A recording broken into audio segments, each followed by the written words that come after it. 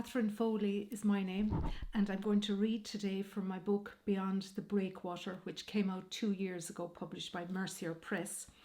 Today's chapter is 37 Finals.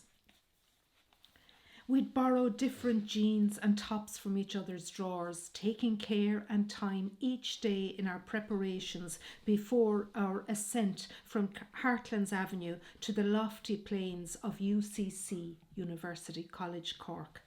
We'd stand up on a chair in the sitting room in front of a mirror that hung over an empty fireplace, and turning this way and that, we'd check how we looked from behind. After attaining just the right look, and with a final smear of Vaseline across our lips, we'd gather up our belongings, don a Levi's jacket or a duffel coat, and sashay our way down to the campus to spend the day watching out for boys. Throughout the day, we starved ourselves until dinner time in the evening. Instead of food, we talk over coffee at 11's and lunchtime about how much weight we'd gain if we had an apple, a banana, a slice of toast, a carton of yogurt or a bowl of all-bran. In the evening, we'd trudge back to our house for dinner as prepared by one of us. Peanuts in squid ink was one I recall that Maura prepared that did not go down too well.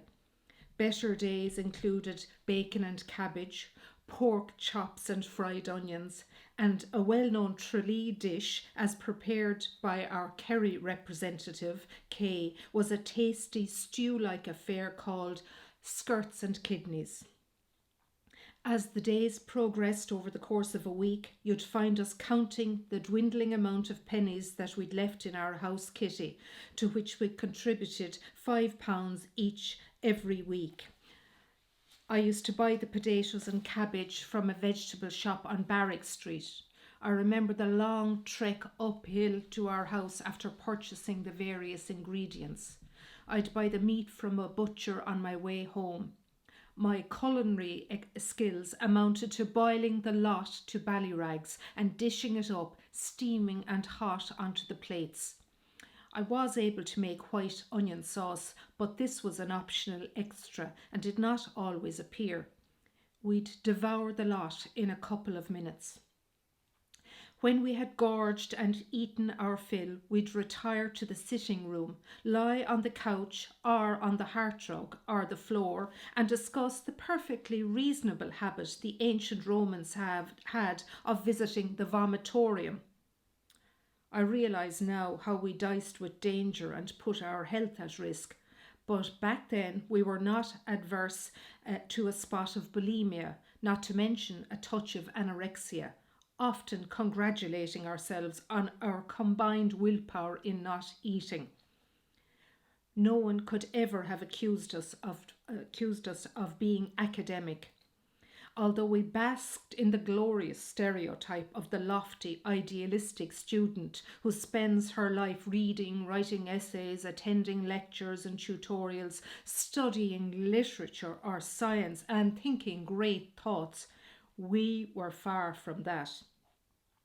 It's a wonder I knew where the library was.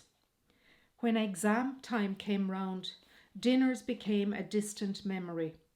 One sunny evening it struck me how ill-prepared I was to sit my upcoming final exams. And so I phoned home and poured out my worries to my mother.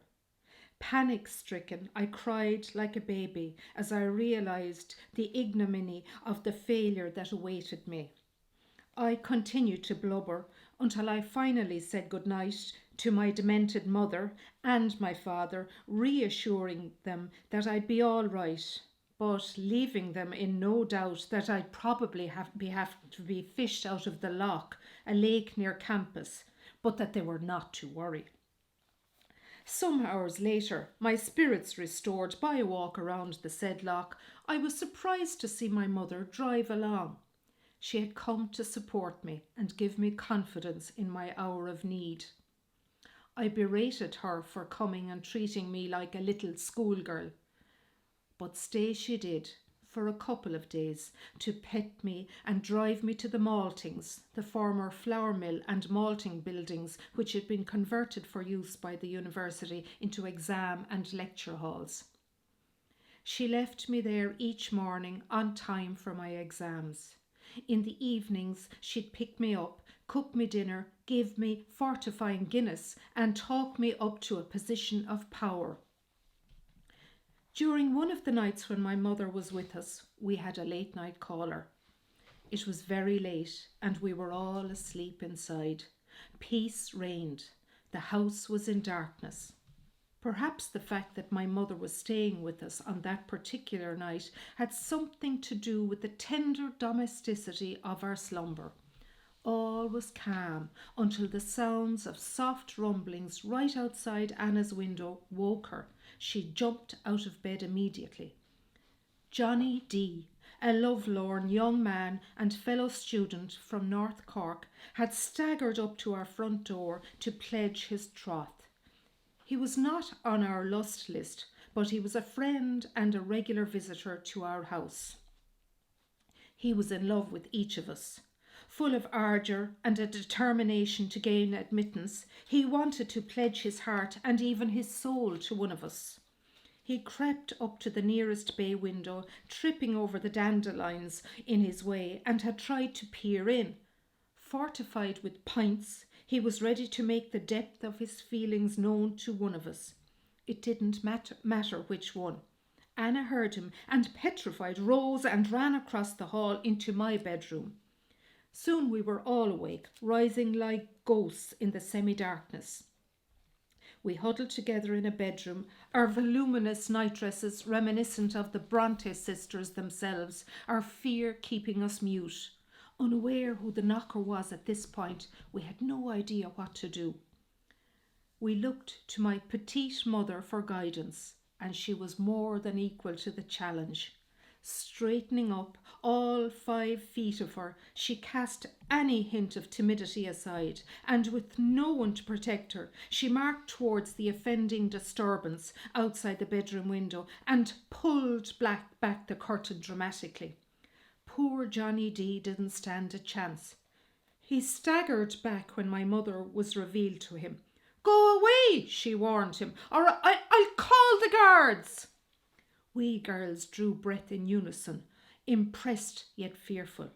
We peered out through the glass and saw the shadowy figure outside, backing away sheepishly, an air of confusion about him. We still didn't know who it was. We seemed to be wondering if he'd called to the wrong house or if he might be suffering from some queer hallucinogenic vision. We saw him trip over the roots of the monkey puzzle near our gate, and it was then we recognised him as none other than our friend Johnny D. Full of renewed confidence, the next day I waved my mother off. In the end, I was glad she had come to my rescue. She'd injected new energy and hope into my flagging spirit. Later, when we girls passed Johnny D on the street, we waved happily to him.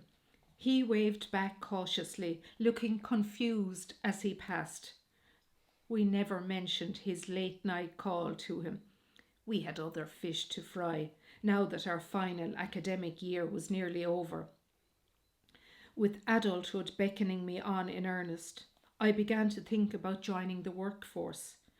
To that end, I'd have to find a teaching job, I realised, and so I braced myself and set out to face the great wide world. So that's it for this evening. Thanks. Talk to you tomorrow. Bye.